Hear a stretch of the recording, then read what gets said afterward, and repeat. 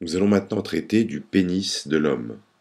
Pour cela, nous allons reprendre la coupe sagittale du bassin de l'homme, avec la description de la méthode de construction du dessin sur laquelle je ne reviendrai pas. Alors le pénis est l'organe de la copulation et de la miction chez l'homme. Il comprend trois parties: une partie périnéale ou fixe, une partie sous-pubienne et une partie libre et mobile recouverte de peau, le corps du pénis. Le pénis est constitué des formations érectiles, les deux corps caverneux et un corps spongieux, entourés chacun d'une albuginée propre et du fascia profond du pénis. Le corps spongieux entoure l'urètre et est en continuité avec un renflement distal, le gland recouvert par le prépuce. L'urètre se termine au sommet du gland par le méa urétral. La partie périnéale du pénis est constituée des deux corps caverneux insérés sur les deux tiers antérieurs des branches ischiopubiennes. Cette planche va nous permettre de comprendre l'anatomie des enveloppes du pénis et par conséquent sa vascularisation. Vous avez ici une vue périnéale de la racine du pénis, c'est-à-dire de son insertion dans le périnée antérieur. Ici une coupe du pénis qui nous permettra de décrire les enveloppes. Celles-ci sont illustrées par une vue péropératoire. Il s'agit d'une intervention chirurgicale pour maladie de la péronie, qui est une maladie de l'albuginée. Cette photographie nous permettra d'illustrer les différentes enveloppes du pénis.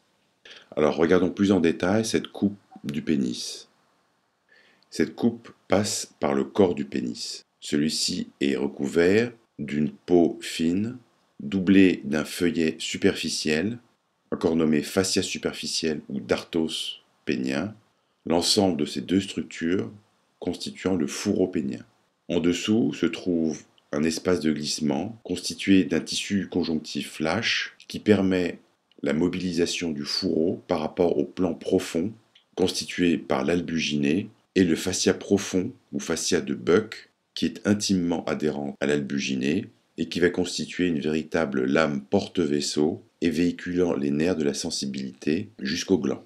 Les deux corps caverneux s'insèrent sur la face médiale des branches ischiopubiennes en formant les piliers du pénis, puis prennent ici, au niveau du corps, la forme de deux cylindres adossés en canon de fusil, réunis sous la symphyse pubienne pour constituer le corps du pénis. Ils sont donc entourés d'une membrane épaisse et résistante, nommée l'albuginée, constituée de deux couches fibreuses adossées l'une sur l'autre. La taille moyenne des corps caverneux est de 20 cm en érection. Ceci comprend bien sûr la mesure des piliers du pénis et du corps du pénis. Le fascia de Buck peut être détaché de l'albuginée par une dissection minutieuse. Il se poursuit ventralement autour de l'urètre en devenant de plus en plus fin. Entre les deux caverneux se trouve un septum qui est perméable et permet le passage d'un corps caverneux à l'autre. Le corps spongieux entoure l'urètre spongieux. Il est entouré d'une albuginée qui lui est propre, mais qui est beaucoup plus fine que l'albuginée des corps caverneux. Il existe plusieurs courants artériels vascularisant le pénis. Nous les décrirons dans une diapositive suivante. Les corps caverneux sont vascularisés par les artères caverneuses, branche terminale des artères punadales internes. L'urètre et le corps spongieux sont vascularisés par des artères urétrales, provenant aussi des artères punadales internes. Le fascia de Buck englobe les artères dorsales du pénis qui vont jusqu'au gland et vascularise donc les enveloppes superficielles du pénis. Ce fascia contient aussi la veine dorsale profonde du pénis qui se draine dans le plexus de Santorini. Les veines plus superficielles, contenues dans le fascia superficiel, vont elles rejoindre les veines fémorales. On peut retrouver cette disposition sur cette vue de la face dorsale de la verge, après que l'on ait retiré le fourreau de la verge sectionné à ses extrémités. On retrouve le fascia de Buck et en dessous l'albuginée, puis le tissu érectile des corps caverneux. Enfin, on retrouve les pédicules vasculaires et nerveux précédemment décrits, qui cheminent donc sur la face dorsale de la verge, puis ils vont avoir tendance à s'évaser au fur et à mesure qu'on s'approche du gland. Vous voyez que la veine dorsale profonde du pénis rejoint le plexus de Santorini, puis la veine iliaque interne. La veine dorsale superficielle du pénis, cheminant dans le fascia superficiel, va rejoindre les veines pudendales externes, puis saphène, et enfin fémorale. Le fourreau de la verge est principalement vascularisé par des artères provenant de l'artère fémorale, qui va donner l'artère pudendale externe, puis des artères superficielles du pénis, cheminant dans ce fascia superficiel. Lors d'une dissection réalisée pour traitement d'une maladie de la péronie, on peut être amené à disséquer l'ensemble de ces enveloppes. On voit ici mis sur lac le fascia de Buck contenant l'ensemble des pédicules vasculo-nerveux qui vont jusqu'au gland. Il est donc important de les préserver. Une fois ce fascia séparé de l'albuginée qui a ici été ouverte et dont on reconnaît l'épaisseur, eh bien on peut voir en profondeur le tissu aréolaire du corps caverneux. Ce schéma représente une vue inférieure du périnée antérieur où s'insèrent les formations érectiles, en particulier les deux corps caverneux, entourés respectivement du muscle ischio-caverneux et bulbo-spongieux. Nous voyons aussi sur ce schéma les principaux pédicules neurovasculaires, en particulier les nerfs de la sensibilité.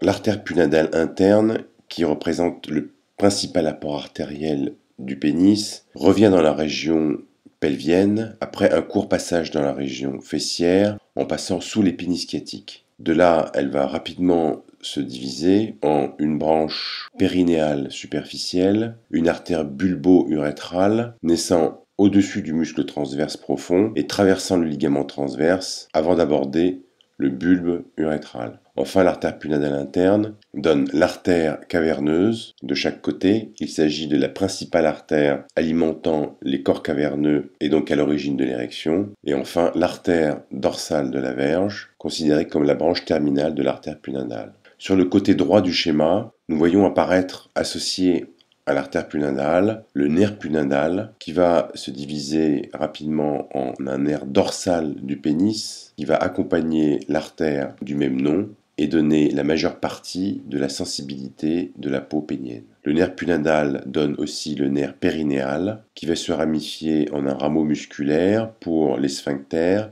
les muscles bulbo-caverneux, ischio-caverneux, et un nerf scrotal antérieur, accompagnant l'artère périnéale superficielle, pour apporter la sensibilité du scrotum et de la face inférieure du pénis. Cette planche va nous permettre de décrire plus en détail la vascularisation du pénis, en particulier les vaisseaux de l'érection. Comme nous l'avons dit, l'artère punadale interne représente l'artère des organes génitaux externes et du périnée. Elle naît du tronc terminal antérieure de l'artère iliaque interne, chemine en avant du plexus sacral, aborde la région glutéale, puis contourne l'épine sciatique et revient dans le canal d'Alcock. L'artère punadale va donner un certain nombre de troncs artériels pour le pénis, en particulier l'artère dorsale du pénis, considérée comme la branche terminale, qui va traverser le ligament suspenseur du pénis, cheminer dans l'épaisseur du fascia de Buck, en dehors de la veine dorsale profonde du pénis, et va pénétrer le gland avant de donner des rameaux récurrents pour l'urètre. L'artère dorsale du pénis donne aussi des rameaux circonflexes cheminant sur la face latérale des corps caverneux et se poursuivant jusqu'à l'urètre, ainsi partiellement vascularisé par ces artères. L'urètre et le corps spongieux sont principalement vascularisés par l'artère du bulbe du pénis et l'artère bulbo-urétrale qui vont pénétrer le bulbe spongieux et se poursuit sur toute la longueur du corps spongieux, de part et d'autre du canal urétral. Ces artères vont aussi s'anastomoser dans la région rétroglandulaire avec les artères caverneuses et les artères dorsales du pénis. Les artères caverneuses sont les principales artères de l'érection. Elles pénètrent les corps caverneux avant de donner des branches récurrentes pour la racine du pénis et se poursuivent en général au centre des corps caverneux. Elles vont aussi donner des artères perforantes pour le corps spongieux. On voit ainsi que le corps spongieux reçoit une vascularisation de la plupart des branches terminales de l'artère punadale, ce qui explique que l'on puisse effectuer une résection anastomose pour traitement d'une sténose urétrale. Alors, les artères caverneuses vont donner les artères hélicines. Si l'on regarde un agrandissement du tissu caverneux, on note ici une artère hélicine provenant d'une artère caverneuse. Cette artère hélicine va venir alimenter des espaces sinusoïdes entourés de cellules musculaires lisses. À l'état de flaccidité, ces cellules musculaires lisses sont contractées et la résistance vasculaire est importante. Le sang revient par les veines émissaires qui traverse de manière oblique l'albuginée pour rejoindre la veine dorsale profonde de la verge. Lors de l'érection, il se produit un relâchement des cellules musculaires lisses entourant les espaces sinusoïdes, aboutissant à une majoration du flux artériel dans les artères hélicines.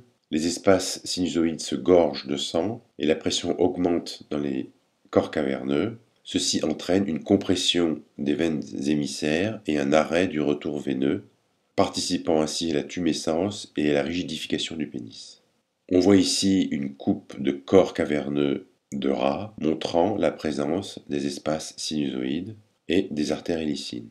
Enfin, il faut savoir qu'il existe de grandes variations dans les artères péniennes. Dans 90% des cas, celles-ci proviennent des artères punadales internes à partir du canal d'Alcock, mais il faut savoir que dans 10% des cas, ces artères peuvent venir des artères obturatrices ou ischiatiques. Enfin, il a été montré qu'il peut exister une artère punadale accessoire ayant un trajet sus-lévatorien, comme on le voit ici sur une dissection issue d'un travail de Stéphane Droupi. On voit d'autre part que cette artère est unique, en imaginant que la possibilité de survenue d'une dysfonction érectile sévère et complète, après une prostatectomie radicale, lorsque cette artère punadale accessoire intrapelvienne est malencontreusement sectionnée. Pour terminer ce cours sur le pénis, nous allons étudier l'extrémité distale, en particulier le gland, représenté ici sur une coupe sagittale et ici par une vue inférieure. Il s'agit de tissus érectiles jouant un rôle sensitif majeur dans l'érection et dans l'éjaculation. On voit qu'il a une forme conique, à sommet distal, et dont la base est saillante, formant ainsi une couronne séparée du reste du pénis par le sillon balano-prépucial, qu'on voit ici sur cette coupe et ici sur cette photographie du pénis. La portion terminale de l'urètre, ou fosse naviculaire, traverse le gland et sa bouche à sa partie inférieure par le méa urétral ou méa urinaire. Le gland est recouvert d'une muqueuse très riche en terminaisons nerveuses. Il est recouvert du prépuce, qui constitue un manchon cutanéo-muqueux, le recouvrant plus ou moins complètement. On peut décaloter le gland en rétractant le prépuce sur le corps du pénis, comme on le voit sur ce dessin, ou bien recaloter le gland, comme c'est le cas sur cette coupe. Le prépuce est une extension du fourreau pénien constitué du fascia pénien superficiel et de la peau du corps du pénis. Celle-ci se replie sur elle-même après avoir passé le sommet du gland et se termine au niveau de la couronne, participant ainsi au sillon balano-prépucial.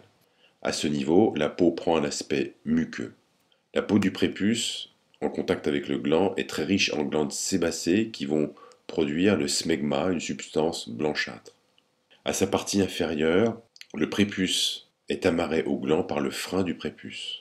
On voit ici un pénis caloté et un pénis décaloté. Pour comprendre l'innervation du pénis, reprenons ces deux schémas, montrant d'une part une vue postéro-latérale du pénis et de la prostate, et ce schéma général de l'organisation de l'innervation végétative et somatique des organes pelviens et génitaux. Le pénis reçoit une double innervation somatique par le nerf punadal et végétative par les nerfs caverneux. Le nerf punadal provient des noyaux d'Onuf. Il innerve les muscles du périnée, en particulier les muscles ischio et bulbo-caverneux, qui jouent un rôle dans la rigidification du pénis. Il véhicule aussi la sensibilité du pénis, en particulier du fourreau et du gland, par le nerf dorsal du pénis. Les nerfs végétatifs sont soit sympathiques, soit parasympathiques. Les centres sympathiques sont situés dans la moelle lombaire de T11 à L2. Ils empruntent soit la voie sympathique prévertébrale, c'est-à-dire le plexus hypogastrique supérieur, pour passer ensuite dans les plexus pelviens et se distribuer ensuite aux organes pelviens ou aux formations érectiles. Le contingent parasympathique provient des centres sacrés S2 à S4. Il s'agit des nerfs érecteurs qui empruntent les racines sacrées antérieures, vont se joindre au plexus pelvien pour ensuite se joindre aux corps érectiles. Les fibres sympathiques et parasympathiques, après être passées par le plexus pelvien, empruntent les nerfs caverneux qui vont suivre les artères caverneuses pour innerver notamment les cellules musculaires lisses entourant les espaces sinusoïdes. On considère que le système parasympathique est responsable de la tumescence pénienne par relâchement des cellules musculaires lisses, alors que le système sympathique entraîne la détumescence. On voit sur ce schéma que les plexus pelviens sont situés en arrière de la prostate, en avant du rectum. De leur partie inférieure vont naître les nerfs caverneux qui vont donc longer les faces postérolatérales puis les faces latérales de l'urètre avant de pénétrer dans les corps caverneux. Il y a un entrecroisement des fibres du nerf pudendal et des nerfs caverneux avec des anastomoses entre ces deux contingents nerveux.